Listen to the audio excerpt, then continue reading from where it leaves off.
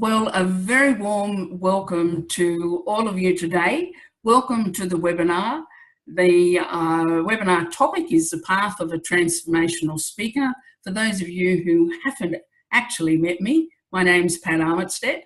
I've been speaking and presenting all of my life, but doing it in a professional way since 2001.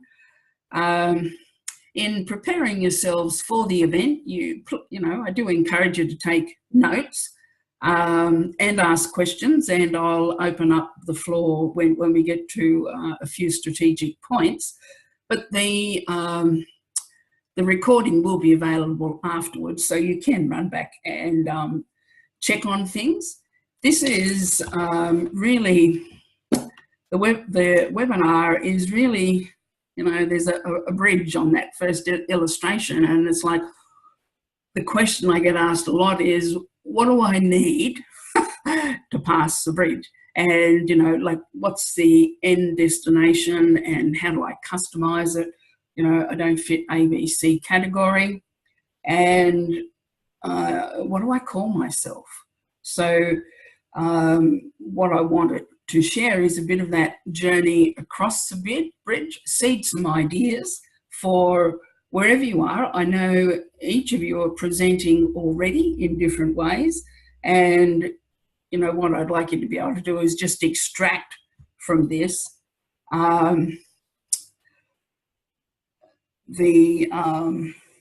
whatever your end goal is.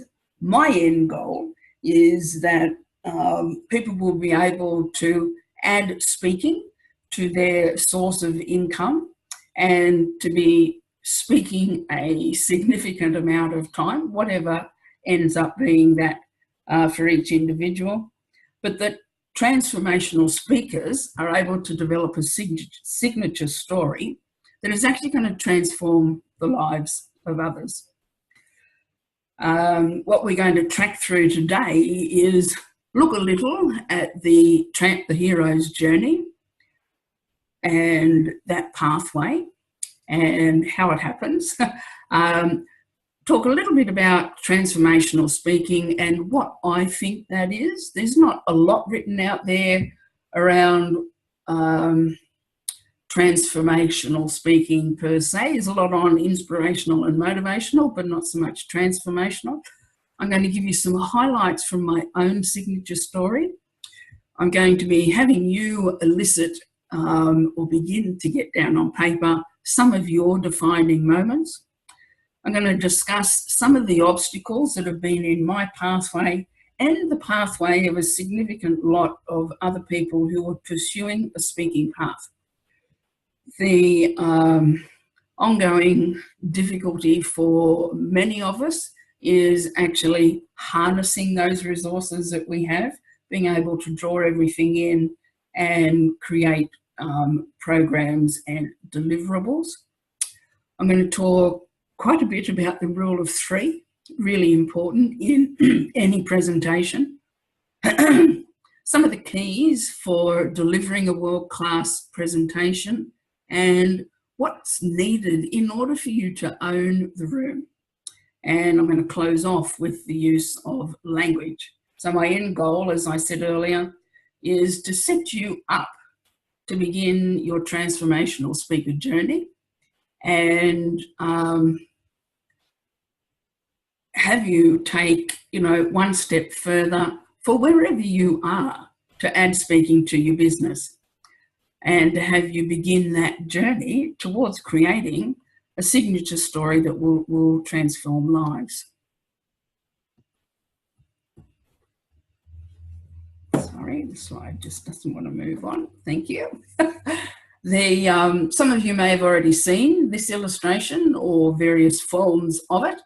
The hero's journey is just used so often in the world of film. It's used probably 99% of the time. When they are bringing a movie together, they use any or all of these elements to take the viewer on a journey. And just tracking through that, we begin with life as it is now. Somehow for whatever reason, there'll be some call to adventure. Often there'll be a refusal of the call, and it's been my experience that when we've been given the nudge or the prompt, if we don't take it up, then life will continue to give us very distinctive messages to be pursuing that path. Meeting the mentor. This is finding the person who either will be seeding some of that call or who might journey with you on the pathway. There will be a point of threshold. This is like things build up, stepping out, and it's like, here we are. So, and that's the point where we're moving from the known into the unknown. And this is where fear kicks in. None of us have ever been really equipped to cope with that level of change, to step out in the face of nothing obvious being there in this moment to guide us. So as we dare to leap, make that free fall, if you like, we're going to face tests, allies, enemies, and we're invariably going to be approached by somebody or something. There will be some ordeals and significant change. We will die to the level that we have known ourselves. And I think for a transformational speaker, people who want to transform the lives of others will have already had a little or a big death.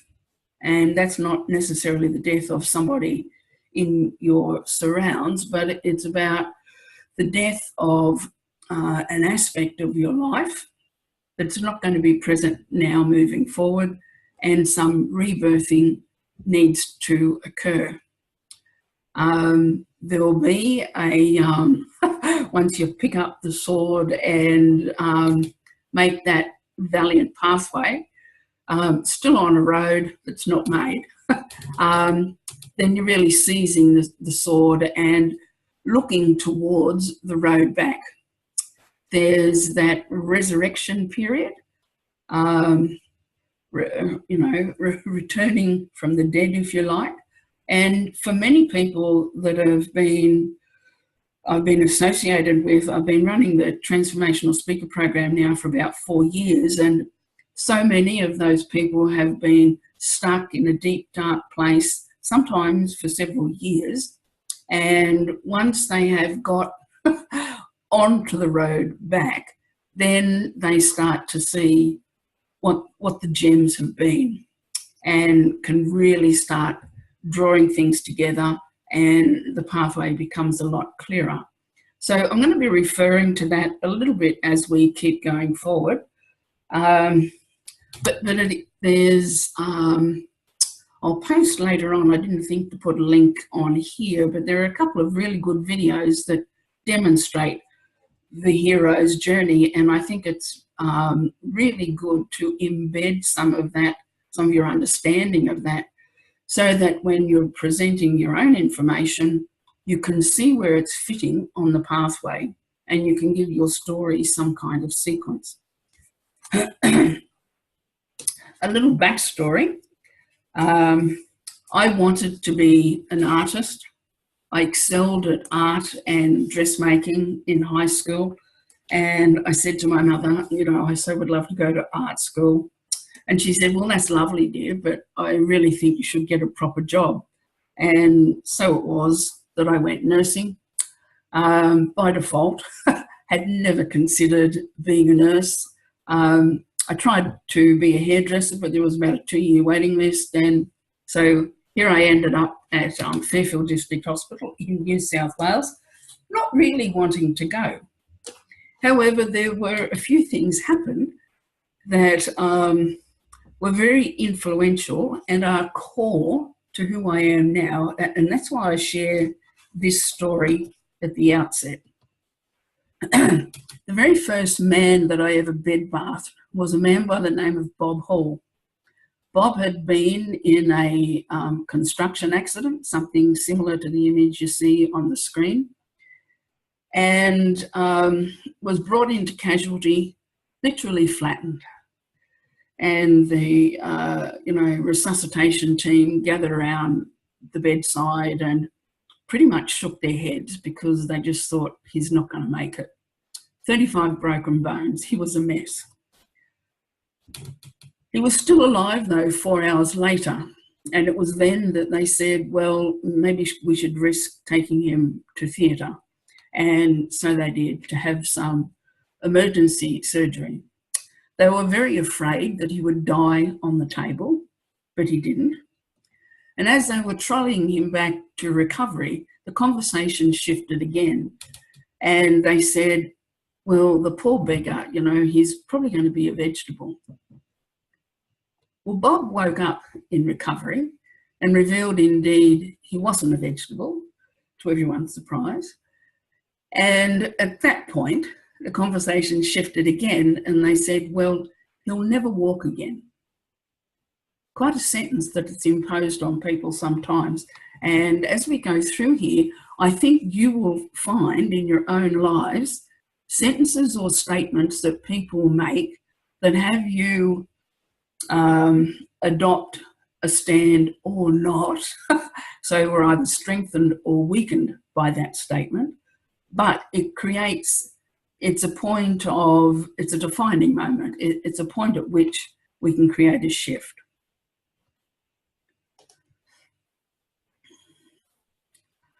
I began my general nurse training in 1970 through to 1973. I trained in the old-fashioned way, hospital-based training. And I actually saw Bob Hall every day I was on duty for the duration of my training. And that was whether I was actually rostered on his floor or not. And Bob walked on 2 sticks to my graduation ceremony and stood up the back of the room. And when the ceremony proper was over, he stood up and waved one of those sticks and he said, I'd actually like to say something. And he came down the front. I was getting a little bit scared by now because I have an idea what he might be about to say, and my mother's sitting in the front row. He had a big scroll. It was actually about 3 feet long. And he peeled open this scroll and he started reading out all the terrible tricks and pranks that I had played on him over the years. Every now and again, my poor mother would go, oh, Patricia, you didn't. And when he was finished, he turned to me and he said, you don't know what you did. And the statement I want to say to you now is, I didn't really get that at a soul level until 2001. Back then, what did I learn from that period? I wasn't particularly conscious then. However, I was absolutely living into my natural impish self. So even though I worked in the constraints of a hospital environment, I allowed this impish creative nature to step out. With Bob's recovery, I saw that miracles do happen. And I saw how commitment was key to that. The whole idea of, like I know now, what that commitment was to turn up every day, even if it wasn't on his floor, to see this man. I know the difference that makes. But I didn't fully understand it then, but there was something innate within me that had me do that. I know that endurance can be built and trust is pivotal. And it is about co-creation and collaboration.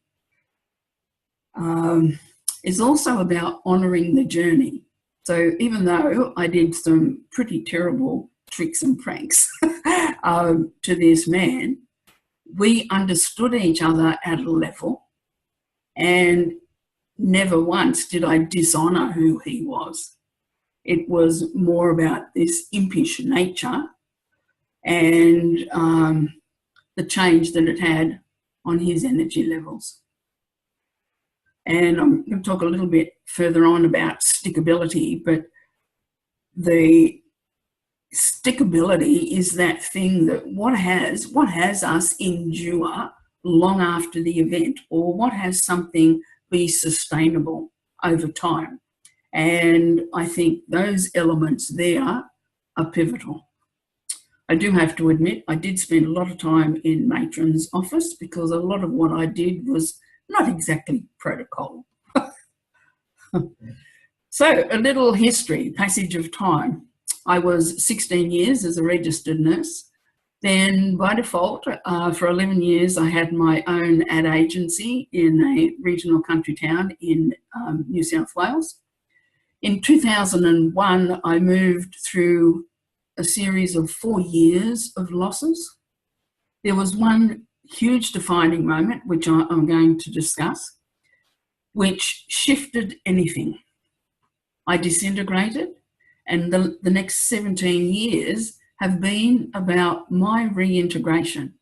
And I know now, as I have been prepared to do the work to reintegrate self, then I have been able to influence others at all of the stages along the way. I remember, if I think back to some of the presentations I gave, I'm a bit red-faced and embarrassed. Did I really do that? Can't believe I said that. Did I sound like that? But what I do honour is, even though I hadn't become fully professional, if you like, I still continued to do the work. I showed up and I gave presentations, and some of the other things that I'll share will just demonstrate the degree to which being authentic far surpasses being absolutely professional. It's more about that authentic connection and the really high impact that telling stories has, and being a model of your personal qualities, really living into those. Words have become very important to me, and the last 3 or 4 years, I've really endeavoured to polish my language, to become more and more informed. I did NLP Master Prac, and braining. I've been studying recently conversational intelligence, all with a view so that I felt I had a level of mastery on the page, but I wanted another level of mastery in my verbal expression. I wanted to land a bit like liquid gold, and that's a continuing journey for me. Some of those little illustrations along the bottom of the slide kind of track some of the highlights of the events that happened at the turn of the century. I had lost my child. I had had cancer, but I'm a survivor. I had endured a violent relationship. I had gone through a period owing $80,000. I had 10 car accidents in the first 18 months that I was in New Zealand. None my fault, honestly. I know I've shared that with a few of you who are listening, and you know the truth of that. And the straw that broke the camel's back was my partner of 20 years leaving with another woman. And some of the language that happened around that leaving, I'm going to share shortly. As I've been evolving myself, I've asked, myself, is there a way we can really define what it means to consciously transcend? And can we do that? And I think the whole thing is probably expressed in the hero's journey. Yes, we can. We can do it consciously and become really aware of where we are in that cycle. But it will happen anyway, just by very merit of us showing up in the world. I have been committed for the last 17 years to support people to be fully self-expressed, to really show up in all of their levels of expression. Part of that process has been helping people to identify and live into their multiple intelligences. As a society, we honour sport and we honour academia, but we don't honour so much creative intelligence, practical intelligence, emotional intelligence, conversational intelligence, etc., spiritual intelligence. So my work has been about bringing those other intelligences to the fore and encouraging those that I meet and work with to be expressing through those as well. To really get people present and connected to the use of all their senses. We are such a wonderful multi-sensory human being, and so many people out in society are really just living 9 to 5 in a very narrow window of expression. So from my view, quite emotionally flat, and that's global. And, you know, we see the offshoot of that with incidents of depression, people feeling helpless, the incidence of suicides in Australia is 3,000 a year. So, you know, being able to tap into these things is going to help us be strong enough verbally to be able to paint pictures that shift the perception out there of our listening audience, big or small, so that they see what we can see. At the moment, many people can't see what's missing, and they are searching. So we have a great opportunity and a great gift to be able to, through the use of story, through the use of our own intelligences and senses, take people on a journey. And for every presentation that I've ever given, there's always been one person who has been moved in a very big way, and people who have come and fed back. So this takes courage. Courage comes from your gut, not from your heart, it's from your gut.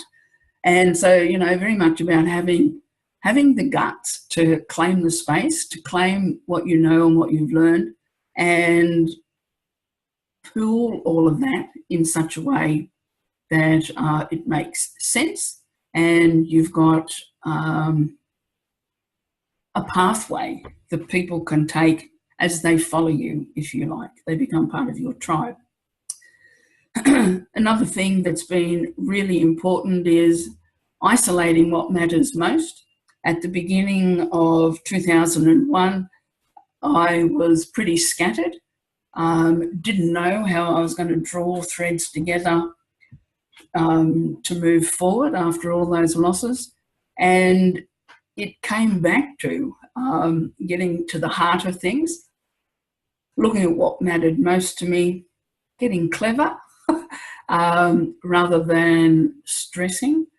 And along that pathway, being authentic, being real, touching hearts, and being very spontaneous about that. So yes, in an orchestrated situation, we have an audience, of course, but also on the bus, at the checkout, doing what no one else will do to connect and touch people in times when hardly anybody does. I like the phrase of taking people to a place of equanimity. Love that word. What does it mean? For me, it's about, rather than experiencing great peaks and troughs in our life, it's more about we're still going to have waves. They're not going to disappear. Life is still going to happen to us. But rather than be plummet too far or peak too high, so, you know, not being too surprised when wonderful things happen, being able to just accept, well, I've done the work and look at that, here it is. And when negative things happen, not being too pulled down by those events.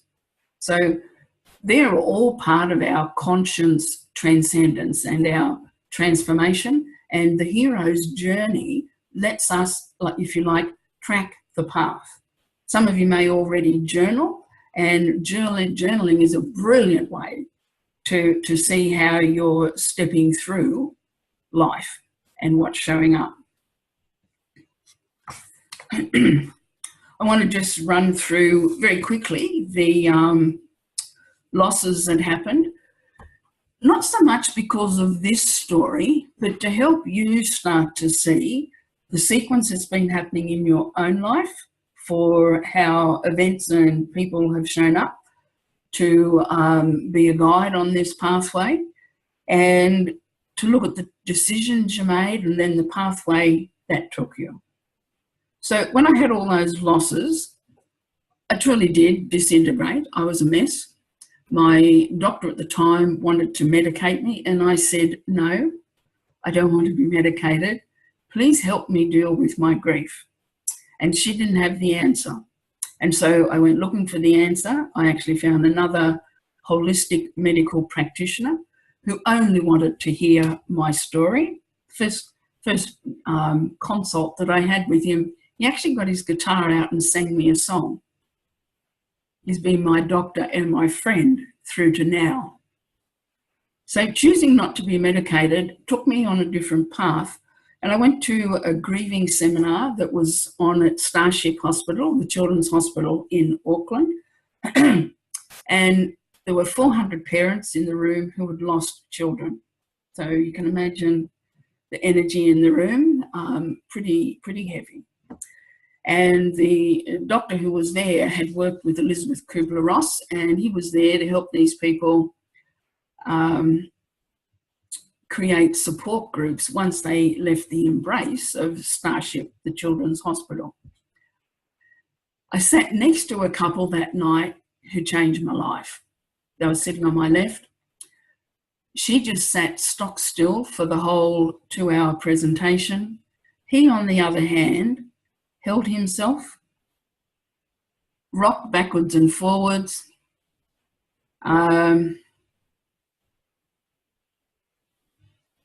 periodically tears will come to his eyes. He, I could see his jaw clench and unclench.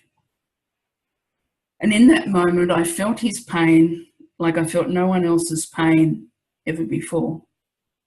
And at the end of the session, I followed him outside and we had a conversation, and he shared his story. And he was the father of a young boy who had fallen to his death in the IMAX cinema, 14-year-old, 12 months before. And he shared with me, he said, you've seen my wife, she's not here anymore. We've got 2 other children. I can barely cope myself. I don't know what to do, but I'm holding together, you know, the grief of the 2 other children and my own, and looking to support my wife. So we had a hug and both went home. That night, I had an email when I got home from a magician in South Australia, a man by the name of Peter Salerno. I don't know if you know him, Jen, but he's been part of the laughter yoga movement for many years. And he was inviting me to bring laughter yoga to New Zealand. And so it was that the pathway opened, because in the middle of that conversation with him that night, there was a little pause, and I'd been laughing my head off and he hadn't been telling me any jokes, just telling me about laughter yoga. And in this pause in the conversation, I just got a message. And the message was, oh my God, we've got radiology, pathology, hematology, but no joyology. I'm going to be a joyologist. And that's where the joy journey began. So the next 2 weeks, I was like a dog with a bone, because I had no idea what to do with that, and there were no hints. So I decided I needed to get clever, and I did 2 pilot programs in aged care, one using laughter yoga for 3 months, and the other presenting a program based on multiple intelligence. And I believe I created the most extensive and varied activities program in aged care, perhaps before or since. Along that pathway, I really started to get present to where I was at, that I needed help. And I committed that whatever came up now, I would go to it.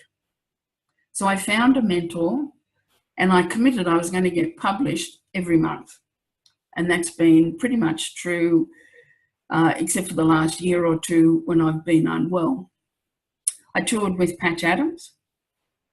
In that same year, I worked with 4 Jungian psychotherapists, and we used plaster of Paris, cast body parts, and worked very deeply with each other. From there, I developed my Good Grief program. From there, I developed a stress, humour and health program, which eventually was delivered into Auckland University for 10 consecutive years. I created the Humour in Business Awards. I had my own radio program. I was actually awarded at a civic reception for the contribution of that radio program to New Zealand's community, something I was and am very proud of. I've delivered over 600 keynotes, more than 5,000 testimonials, and now here in Australia, my first gig, if you like, was a national tour of 5 cities delivering a mental health in the workplace program. So there's a lot of story there, and I'm elaborating on that now in my next book. But being able to break it down into segments and see the pathway, and there'll be, for example, when I was conducting those 2 pilot programs, one of the residents in the rest home used to give me handmade pieces of mail and cards, and she called me Patch Adamstead. And, 18 months later, I ended up touring with Patch. So the universe is giving us hints and tips, insights, but we don't necessarily see them until there's been a passage of time. This is why I think it's so valuable to be journaling and keeping track of those things. So let's just take a little moment. It's your turn. Have a think about what your 7 biggest defining moments are. By all means, turn mute off and let's have a little chat about those. Post the webinar. I suggest you write all of these defining moments out in full. So you're getting a real picture of what that full story is. You may not use all of them, but it will start to begin to give you the range and scope of where you're heading and how things link together. Because on their own, they may not seem to link together. Ultimately, I want you to be able to time the telling of those stories so that once you get comfortable with your presentation, you've got some key stories that you tell. You need to know how long each one will take. I know I can be very adaptive now on the stage because I know, oh, look, someone's just asked me a question. I really need to go with A. It's going to take 7 minutes. Have I got time? Yes, go. So, being able to be fluid with the stories along with your key IP, your intellectual property, the base of your core content. So does anyone have a defining moment they'd like to share? You can turn mute off if you do. Pat, I didn't even know if you know I'm on the line. This is Donna Thistlewage. Oh, I didn't see you come in. Thank you. Yeah, no, that's okay. It seemed like you couldn't tell I was here. So, yeah, gosh, defining moments. Yeah, lots of them. The biggest that I've, I guess, had a suicide attempt that I have, I guess, turned around and learned to thrive after.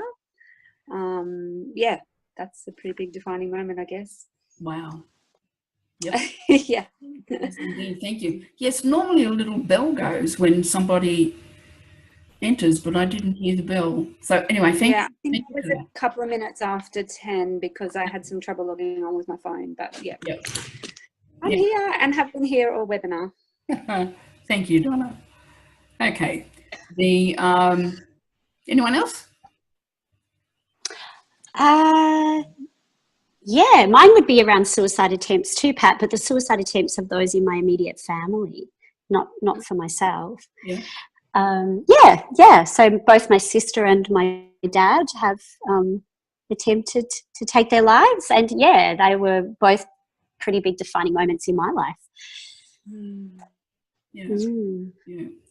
Where do I begin? I have so many defining moments. I guess the biggest defining moment for me is when I had cervical cancer and given 3 months to live. It made me really look at myself and reconnect to myself. I'd lost 10 babies in the womb and got cancer, so I knew there was a big message there. So I had a good doctor and that, but then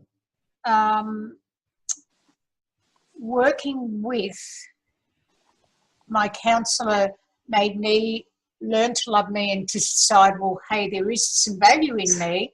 My dad died, left a great void in my life. And then when I started learning NLP 28 years ago, and the journey after that has been amazing, there's been so many defining moments. But to get myself back in connection with myself and be able to understand what the messages from my body meant and how I had to utilise and use them to overcome my challenges. So, I mean, I could go on for a whole hours, so that's a really cut down of it with it. And now if the challenge... I think, Donna, I saw on one of your posts on Facebook how you'd done asked somebody to do a little test with you the other day in case problems happen. Oh, yes. And then problems happened. It was awful.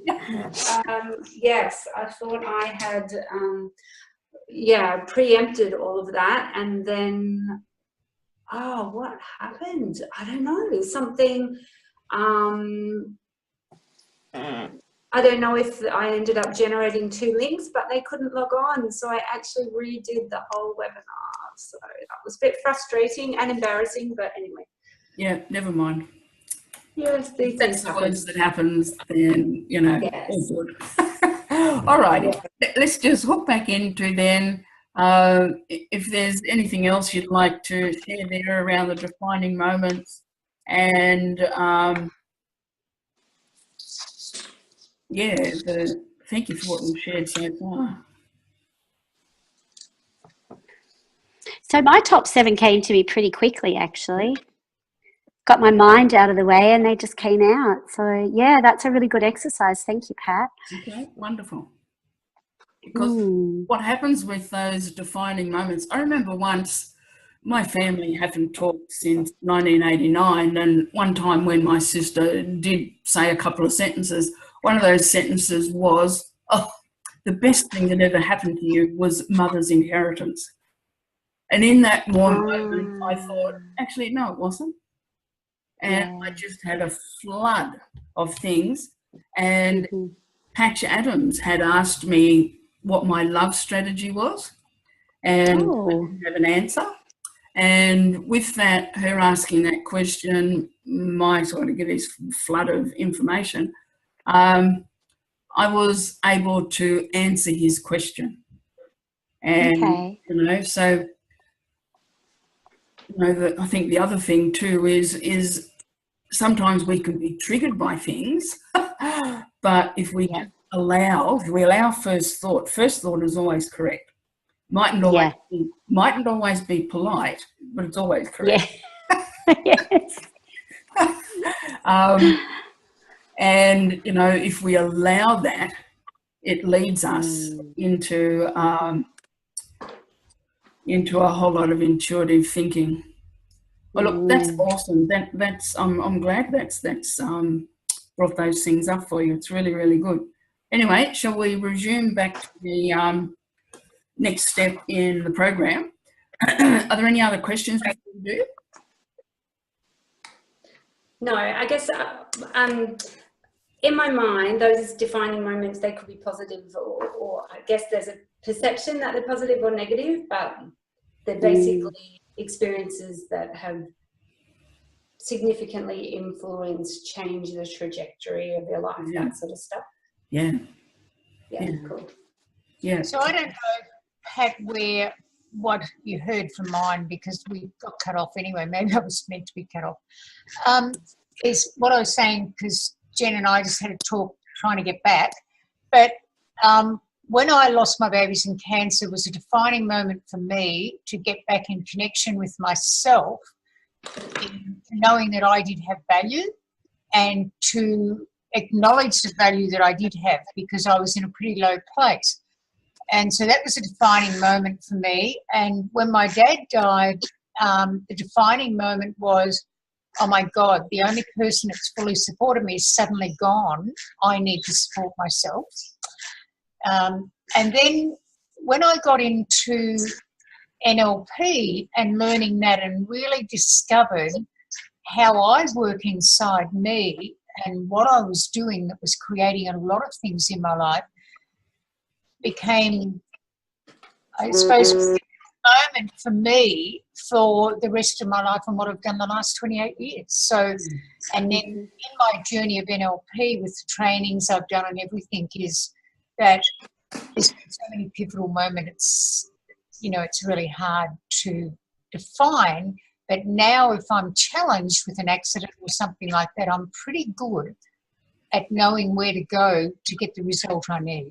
So therefore, all those experiences have helped me in what you're calling transformational speaking, and being able to help and support others in transforming their lives. So that's probably, I could give you lots of them.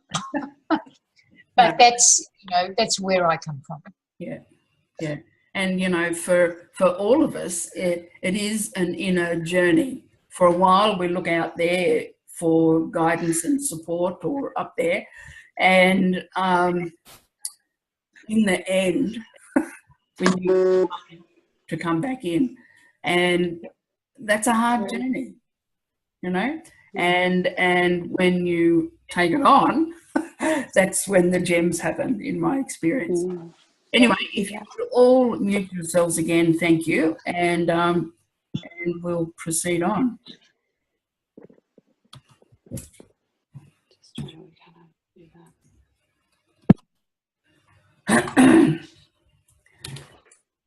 Some of the obstacles that I've seen for myself, I was a member of the National Speakers Association in New Zealand for many years. So I know this is a pathway for many speakers as well. For some, not so much, like people who were, let's just say, sales trainers. They're not necessarily getting all that deep and meaningful around what it is that they're presenting. So it's very content driven, and that's fine. But for those who touch on aspects of our humanity, who people are at work or elsewhere, this is where these things come in to can present themselves. I think the hardest thing for me, like there was, I was the world's first joyologist. So there was no path to follow. No one else had done it that I was aware of. There are several people now. And so getting clarity was my most difficult path. And I fretted about that for so long. And then I thought to myself, you've got to get clever. And that's when I decided, okay, I'm going to do a couple of pilots. No idea where they're going to go. But what they did, it was a 15-month period.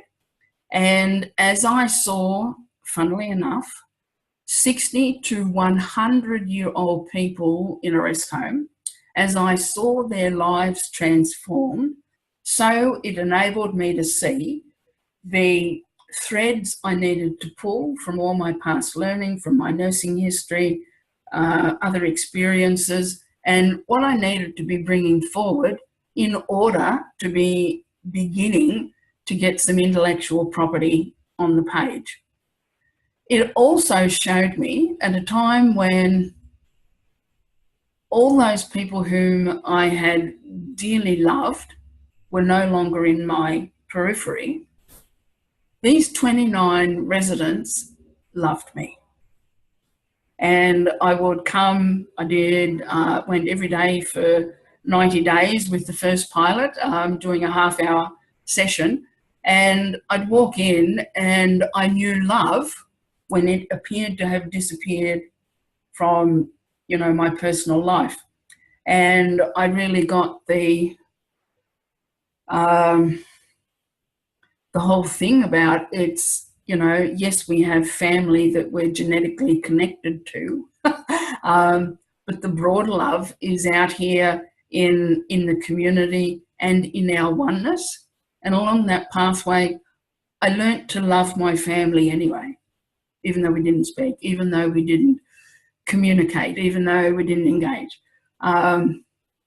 I truly got comfortable with, well, I can actually love you anyway. And that gave me a certain peace. And I think that's what so many of our clients need. In the face of that, how do I cope and survive? One of the biggest things of value to me was developing my circle of influence, and it's changed over the years, but I essentially just draw a big circle and I pop in there maybe 20 or 30 people who are core influencers, who contribute to me, who are happy to authentically engage, who could be of service to me, whom I could serve. And they're a real reminder, like I've always got one on the fridge, whichever the current one is. And I can be working alone, I find challenging. So if I'm sitting here and nothing's happening and it's like, give me an idea, what do I do next? Then I go to the circle and it's like, who do I need to talk to? Who could, and make a phone call and boom, we're on our way again. So, and the more you use that circle, then the quicker you get flow, because people become invested in where you're at this moment and how they might contribute. So you get real buy-in from this circle as you start to share these vulnerable moments, pulling things together, drawing threads in. In New Zealand, as well as here, I know a tall poppy syndrome exists, and, being able to step out and be different in the face of that can sometimes be challenging. For me, it helped grow my character. I've always been nice. Often people say, oh, you're such a nice person. But being nice is not necessarily always being assertive. So I grew some assertive muscles as a result of people who would have tore me down, especially in those early years. The first 3 to 4 years, I did have allies and friends, but there was also a group of influential people who would run amok, run chaos, and endeavour to, cut you off at the knees, trip you up. And so for me, it was like I learned to be more assertive and to claim my space and to speak loud around what's okay and what's not okay. I learned to really get good boundaries. I learned to shore myself up against external assaults. And for me, I've been dealing with self-doubt all my life. And so this pathway showed me how much courage I could have, even though I lived in that space. And in fact, self-doubt, my clown character, whom I toured with, Patch Adams, was called Doubting Thomas. And Doubting Thomas has actually now met Enduring Faith. And I really get the value of knowing the opposing poles of that, and all of the work that's gone into being able to actually express across it all, to know myself emotionally, to be able to express in a variety of ways, even though it's taken, to draw on courage each time, because it doesn't go away. That you go to the next step and the next level, and it's like, oh, here we are again. I thought you'd gone. And that then leads into being able to, where do you begin with setting fee structures, and which particular clients do you want, and what's going to work in the marketplace. There, again, using your circle of influence can be very valuable, because those people will share with you their ideas on where the market is at and how you might generate cash flow, create that sliding scale of fees. For myself, when I began, like that first 18 months, I had a fairly low fee scale, probably between $500 and $800 in the beginning. And I was producing stuff mainly for the health sector, because I knew the health sector so well. As time progressed over the next couple of years, my IP grew. By 2004, I had enough to put together a brand. And it was at that point I thought, if I just keep in the health sector, I'm just not going to make enough money. So I need to see how I can now transition and include business as well. And so I did. And so from there, I would have incrementally, slowly, as I felt more confident and had more skill, would have gone from 1,500 to 2,000, 2.5, 3. The last contract that I had before I left New Zealand was 8,000. Not every contract is 8,000, but when we've got a fee structure in place, then we can work with the person. And one of the things that's been paramount for me is, when I take a brief, if someone rings and might ask me to speak at a conference, if the first thing they ask me is my fee, I don't answer that question. Because if they're only inquiring based on fee, then we're probably not going to align. But if they can be engaged in a conversation, if I can elicit from them, and I've got a brief sheet that gives me a whole bunch of questions I could be asking, then by the time we've moved through all of those questions, which addresses their concerns or their possible concerns, I have a real good picture of the event and the people. They have a really good picture of me. We've exchanged scenarios and stories, and we're already on the page. And then my question might be, how would you like to proceed from here? Will I send you through perhaps an outline of a proposal and and my fee schedule? And boom, away we go. And when we have that in place, we don't have to be striving to have the conversations and keep them going. So there's a lot of pre-work, is what I'm saying, before you start taking phone calls, so that you've got every possibility covered off, and can then really be present with the person, and you've got your documentation to help you do that. I went from going from free to fee. For the first couple of years, I gave many presentations to the Arthritis Foundation, Chronic Fatigue, fibromyalgia groups, etc., MS Society, all of those groups where people have chronic, painful, debilitating conditions.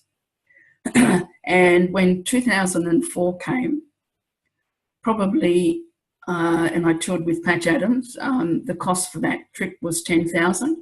And as I began my fundraising for that event, pensioners sent me, I would have a little bundle of mail every day in the mail, and people would send me $5. One person sent me $270 a week for 10 weeks. So the way we view speaking for free, I think we need to be open to it. I still do some. I don't do as many as I used to, but I do some. And it's for that reason. We don't know what we're feeding. We don't know who they know.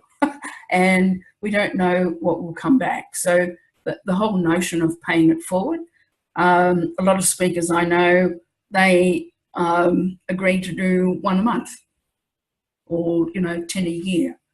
So you've got a process. And I think when we've got a process and some systems, then again, it's easy to slide into and say, well, yes, I do accommodate that, and, you can proceed or not. Probably the most courageous thing is inviting peer review along the way, to have other speakers come into your life, come with you on presentations or review video footage, and to really seriously look at and analyze what you're doing. Friends will help you with it, but friends will typically be kind. And kind is nice, but it doesn't necessarily help us lift our game and be in that continuous improvement model for improving our presenting. Having a mentor, I think, is pivotal also. My mentor was Mike Hutchison, who was MD of Saatchi & Saatchi in New Zealand. And I can't imagine how it would have been without his support. So many other people were knocking me a bit, you'll never get any work calling yourself a joyologist. And he said to me, Disney was told he'll never make any money by making people laugh. And he had many other similar sayings, which, just so he identified with me. And having that person who totally identified and supported, he's a friend and colleague through to now. We've presented on stages alongside each other. So forging those relationships that last, building these deep relationships helps so much. Being seen and heard and getting booked. There's that place where chance meets opportunity. So all of this does require a big level of investment for us. We've got documentation to create, we've got presentations to fulfill on, and it doesn't go away. Even now, if I get a new keynote to present at, it might take me 20 hours, even though I might be presenting many elements that I've presented many, many times before. It's about gearing what I know to land well with the audience. So each presentation will have a lot of commonality, but it will have a lot of targeted work. So, and that's what gets you the repeat bookings. That's what gets you the good feedback. That's what helps you land with those who are in the room. So being seen, we've got video now that is a real boon.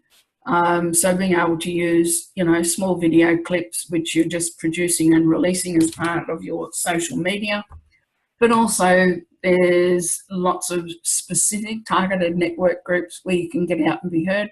And I really encourage that, because it, again, is a great way to practice anything new, anything that's happening that's foundational, in a safe setting. Those audiences will always be very appreciative. And, you just get to see where people are at, what people are looking for, and that feeds and cements what it is that you're presenting. And the last thing in this area that I've seen for myself and for so many others, if we're going to profess to, you know, be part of a transformational process, a healing process, then we need to be healed ourselves. And are we ever totally healed? I'm not sure about that. It doesn't matter that we still have wounded aspects, but we need to be the person in charge on the stage. And I've seen speakers who are brought to tears in their own presentation, so they're sharing so vulnerably, but because they're coming from a place of power, it's okay. So I think it's really hard to be fully self-expressed and to be empowering if we've still got a big wound. That's not to say you don't keep going, but you would have seen it yourself, I'm sure. People who are, you can tell that there's still something underlying that needs to be healed. And this is not a criticism, it's noticing. And for ourselves, noticing, it wasn't until about 2006 that I listened to myself when I started doing my radio program, and I thought, my goodness, I actually like my voice. I'm liking this. And I was really surprised because previous to that, I hadn't that much. So, you know, our opinion of ourselves shifts as we grow and expand. And the minute we can hit that spot, even if we've still got some wounded areas, that's a different place. So, you know, energetically, Jen will remember I had a fall in Sydney before the Laughter Wellness Conference last year, and I was meant to be speaking about 10 a.m. or 10:30, and very significant wound to my knee. And I thought, well, I won't be going anywhere by the look of this, and texted a photograph through to Merv, the organiser, and next hour and a half, 2 hours, being transported to hospital and, you know, getting this wound sutured. Once that was done, though, it was like, well, if I could go back to the hotel and rest, but actually I'll be on my own, so it'd be really useful probably to have people around. And so I went on and ended up walking into the room and doing my presentation anyway. So, but there was an incredible vulnerability about that. There was an awful lot of adrenaline happening. I actually at that time, while I had a stiff knee, had no pain, probably had some drugs and local anaesthetic that was helping, and did what I set out to do. And it's probably, you know, the way I had the room set up and everything wasn't how I would have done it if I'd been early, etc. But really, really proud and pleased that I did it anyway. This happened and this happened and this happened. And that vulnerability empowers everyone else in the room. It's like, oh my God, if I could do that too, you know? So we're giving people permission as we share our vulnerability, but we need to own those aspects that may still need to be healed. So it's not that they're wrong, but it is about coming from a place of power rather than weakness or vulnerability. Would anyone like to ask anything about that? Unmute if you do. No? Okay. Awesome. Thank you. In harnessing your resources, I quite like using the word harnessing. I talked to a horsewoman in New Zealand who's a bit of a horse whisperer, And she said if she's leading a team of horses, she knows by the energy and the feel of what's coming through. Let's say she has 4 or 6 horses pulling a buggy. She said, I've got all of their reins in my hands and I know what each horse wants and needs. So being able to rein things in and really remain sensitive to each of those threads as an individual part is a big part of getting your resources together. I highly recommend, with the use of storytelling, that you keep to your own.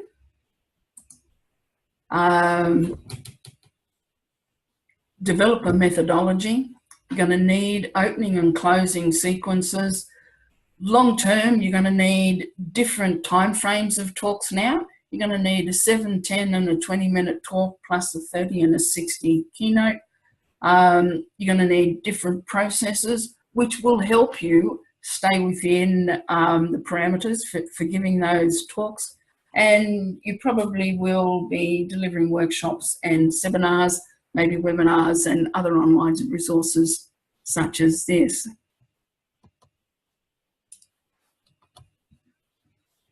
Sorry. The rule of 3 is really important, and I have a document that I'll share with you post the event. In the world of comedy, they use patterns of 3 all the time. Our minds are geared to pick up patterns, and 3 and 7 are both good patterns, but 3 is the best. If you had an hour keynote, you might be able to use 7 points, but I would err on the side of 3. 3 is a really good figure to stick with. You're going to tell 3 stories, 3 learnings from that, and you're open and close. So it's really tight, really succinct.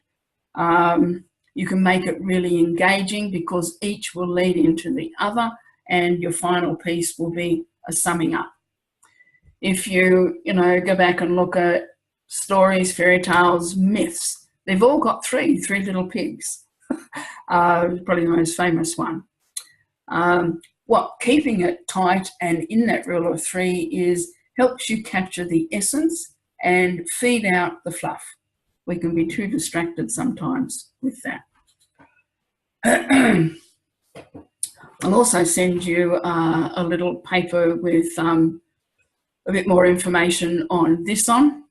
A colleague and I in New Zealand presented together for quite some time when I was over there, and these were the 7 things that we advocated, having a really powerful opening and a different opening. I don't recommend opening with humour unless you're really in command. You need to be really good in this space and know your audience to make that work. Keep your message succinct and develop the storytelling skills. And I've got a little ebook that I'm sharing with everyone at the close that kind of expands on that. In and amongst your presentation, most of us don't like selling. So embrace your sales pitch in your talk. For example, I might say, might be talking about one particular thing, and I'll say, and there's some more on this in page 70 of my book. And if you do that 2 or 3 times during the presentation, people's curiosity will be aroused. Your book's for sale at the back of the room later, and they'll come and make a purchase. So these days, we don't have to do the hard sell. So embrace it into your story. Draw fragments that are in a paper that you've written into your process, information for your next program, for example. And be very concerned about building up the audience. A lot of our nerves go once we realise it's not about us, all right? You're there to use this process and this presentation you've done to build them up. You know, we want them to leave energized, and they'll be energized to the degree that you can be. And, you know, improv acting has helped me a lot to hold that dynamic space and to be front of mind, to work with the audience, and research beforehand and brief preparation, as I discussed with you, all part of pulling that all together. A friend of mine in San Francisco, Mark Piatelli, calls himself the Renaissance man. Gotta love it. He has 10 little things he says about owning the room. You know, we want to be able to walk on stage and say nothing for that first 2 or 3 seconds and have people thinking, oh my God, who is this woman? So we've got to really get grounded, have our feet on the floor, be really connected to the earth, and be able to hold our presence. Radiate brilliance.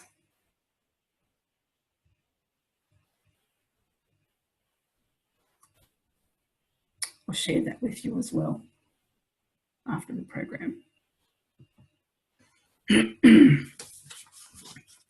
In coming to a close, I want to share with you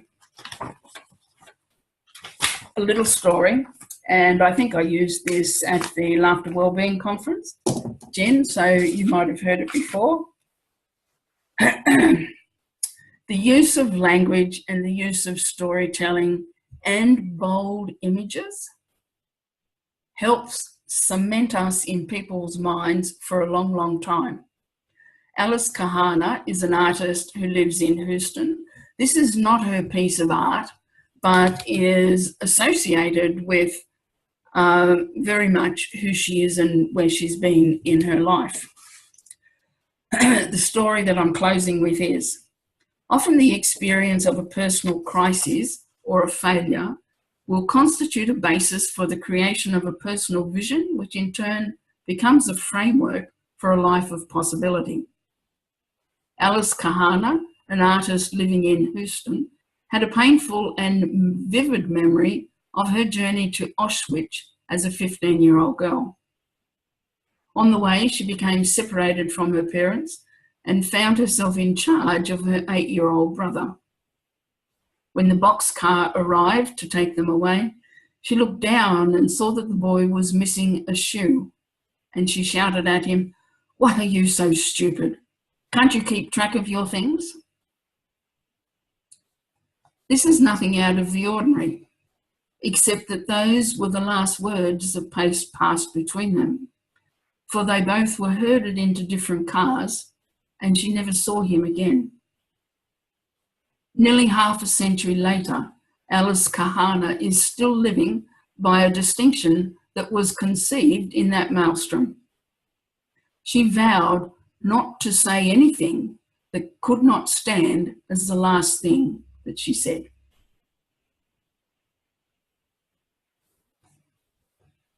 Stories like that can leave deep and lasting impacts with your audience. So a closing sequence is really important.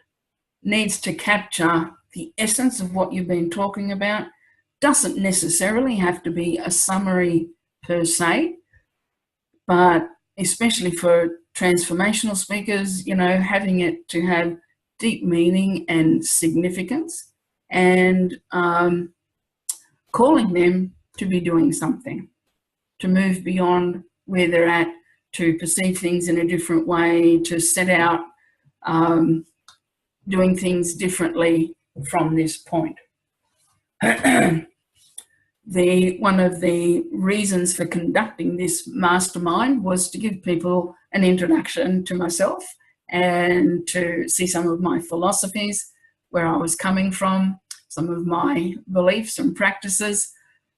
If anyone would like a free discovery session, then you're most welcome to be in touch and find out more about the 12-week mastermind that I do.